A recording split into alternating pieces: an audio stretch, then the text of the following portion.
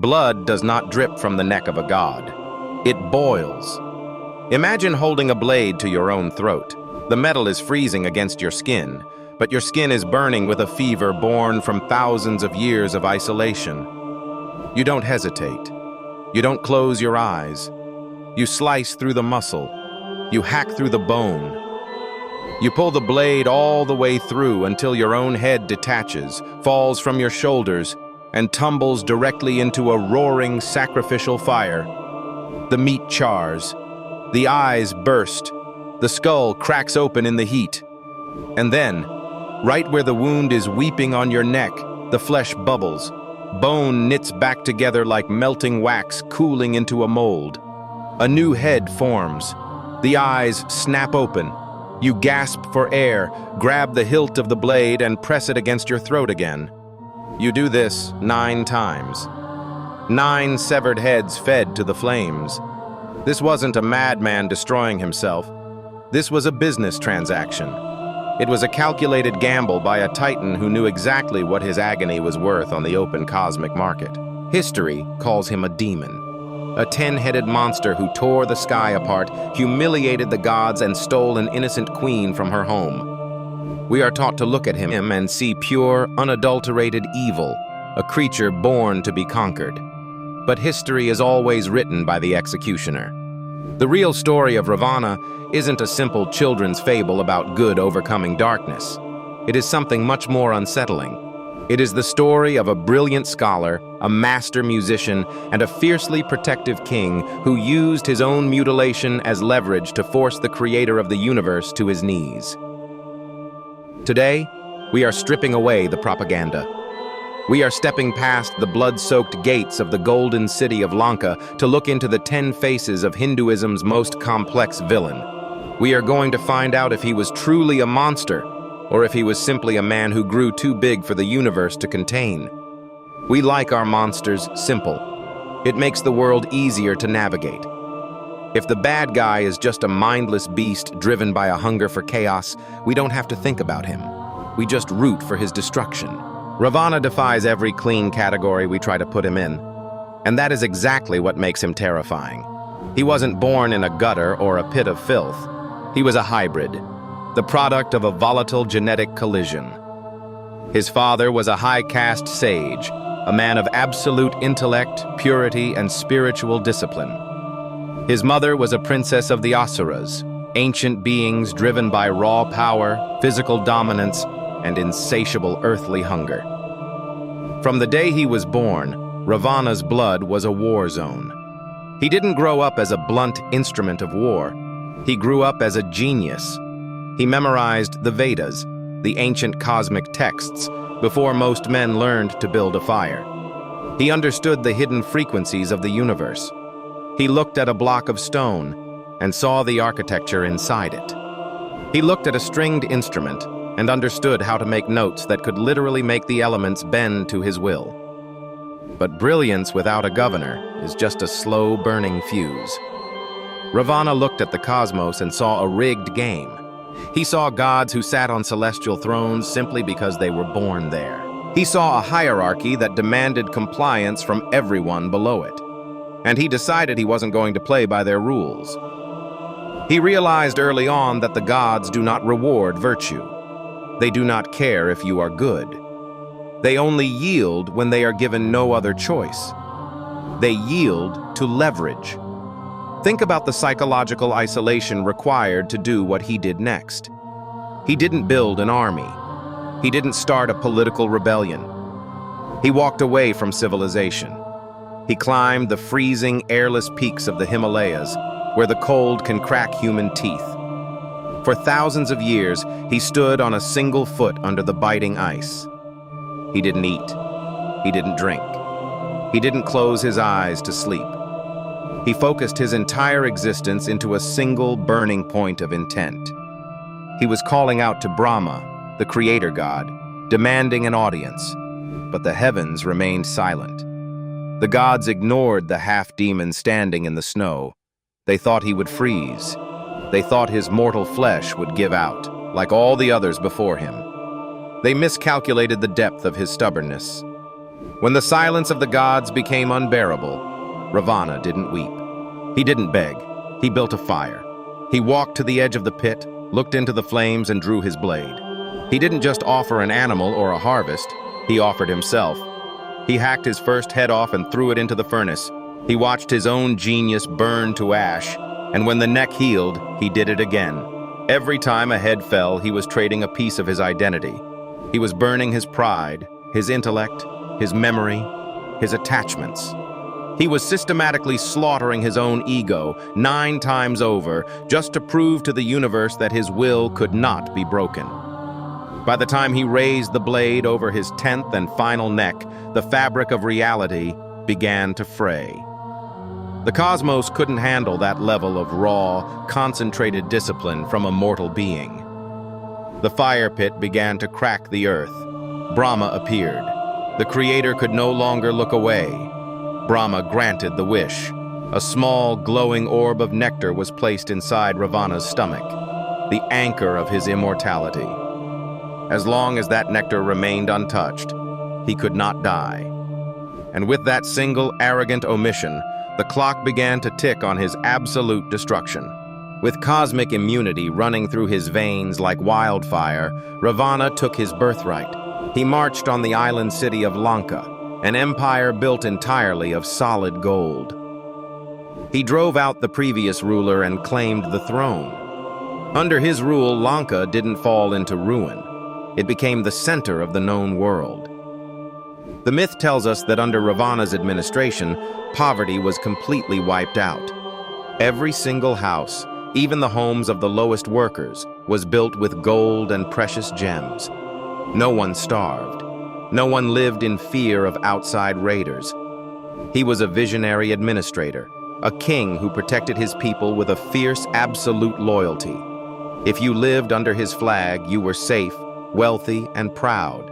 But absolute power doesn't change who you are. It just strips away the armor you use to hide your worst traits. Those 10 heads were no longer just a symbol of his vast knowledge. They became a psychological prison. Imagine trying to live your life with 10 distinct brains constantly screaming inside your skull. 10 centers of ego. 10 lifetimes of unbridled desire.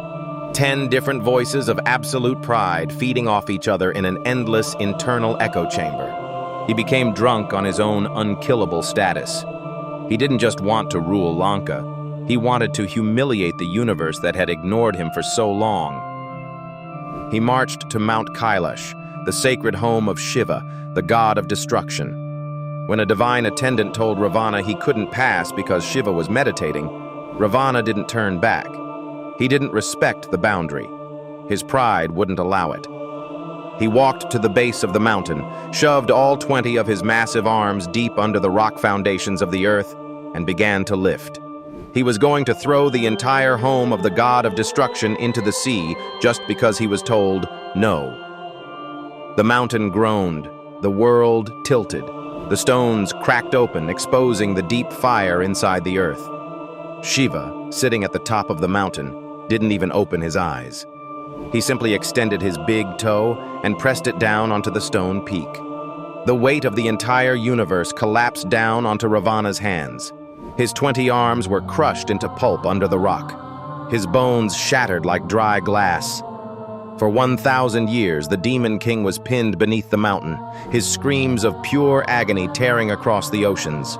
But look at how a monster reacts to that kind of defeat. He didn't beg for his life. He didn't cry for mercy. Instead, while pinned under the weight of the cosmos, bleeding into the snow, he used his remaining strength to pull his own tendons out of his torn flesh. He stretched them across his severed arm to create a makeshift instrument. And right there, in the dark, he began to sing. He composed the Shiva Tandava Stotra, a hymn of praise so complex, so violently beautiful, and so structurally perfect that the universe had never heard anything like it. He sang through the agony, his voice shaking the foundations of the mountain until Shiva himself was so moved by the sheer artistry of the man's suffering that he released him. He didn't just let him go, he gave him a divine sword named Chandrahas, the Moonblade. This is the peak of his power. The unkillable king who can survive a mountain falling on his hands. But this is also where the trap snaps shut. This is where he meets the human prince, Rama. The standard story tells us that Ravana kidnapped Rama's wife, Sita, because he was a mindless predator who wanted to cause pain. If you look at the mechanics behind the event, it looks much more like a blood feud. Ravana's sister had gone into the forest and encountered Rama and his brother. After an altercation, the human princes took a blade and mutilated her, cutting off her nose and her ears, leaving her to bleed in the dirt. For a king whose entire empire was built on absolute pride and the protection of his family line, this wasn't just an insult. It was an existential declaration of war. A human had spilled royal demon blood. Ravana didn't march an army into the forest to destroy Rama. He went for something much more precise. He went for his heart. He used a shape-shifting demon to distract the prince with a golden deer, and when Sita was left alone, he took her. But look at what happens when he gets her back to Lanka. He has the cosmic power to take whatever he wants. He is a king who broke mountains. Yet he puts her in a royal grove and keeps his distance. He doesn't force himself on her. A curse from his past dictates that if he touches a woman against her will, his heads will explode. But his own pride is an even bigger barrier. He doesn't want to just take her body. He wants her to break. He wants her to look at his gold, his power, his 10 heads, and admit that he is greater than her human husband. For months, he walks into that grove. He offers her empires. He offers to make her the queen of the wealthiest nation on earth. And every single time, she doesn't even look him in the eye. She picks up a single blade of grass, places it between them, and talks to the grass instead of him. She tells him his gold is trash. She tells him his power is a temporary illusion. Every time she rejects him, his 10 minds fracture a little bit more. He is the man who forced Brahma to bargain, yet he is completely powerless against the silent, immovable devotion of a woman sitting in the dirt. He knew Rama was coming. He knew his army was marching across the sea on a bridge made of stones. His ministers, his generals, even his own brother begged him to give the woman back and save the city from destruction. But a titan cannot retreat.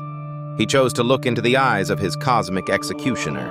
When we look beneath the surface of this ancient war, we find that Ravana isn't just a character in a story. He is a warning system. When you dissect his anatomy, 5 chilling insights about human nature and the dark structure of our world become clear. The first is the curse of multifaceted genius. Ravana's 10 heads were never a physical deformity.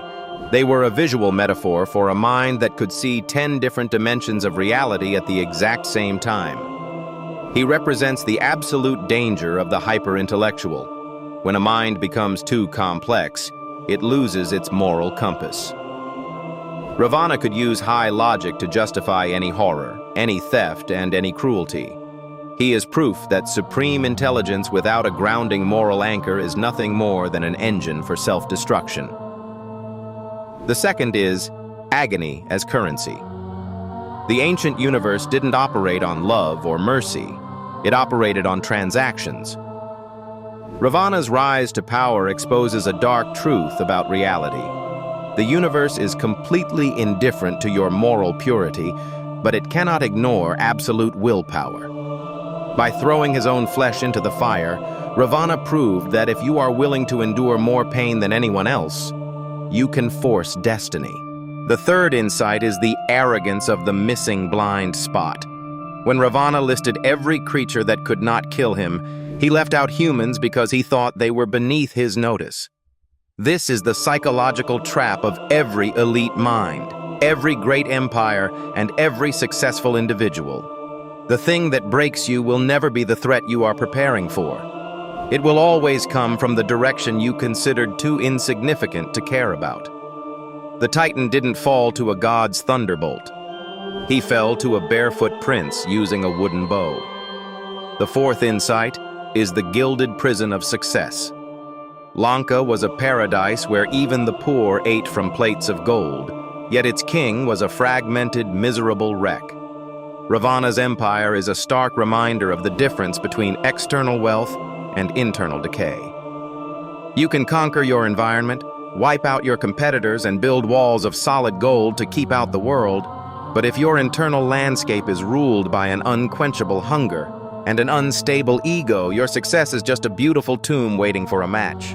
The fifth insight is the necessity of the monster. In the deep philosophical roots of the myth, Ravana isn't the enemy of the light. He is the entity that makes the light visible. Without the terrifying scale of the 10-headed king, the virtue, discipline, and righteousness of Rama could never have been tested or forged. Ravana knew his role in the cosmic play. By choosing to fight until his final breath against an avatar of the divine, he became the ultimate anvil upon which human virtue was hammered into reality. He sacrificed his legacy so the world could remember what a true king looks like. Ravana was not a monster because he lacked light. He was a monster because he had the light of 10 suns inside his skull, and he chose to use it to burn the world to the ground. But what's truly terrifying isn't just that one culture came up with a story like this.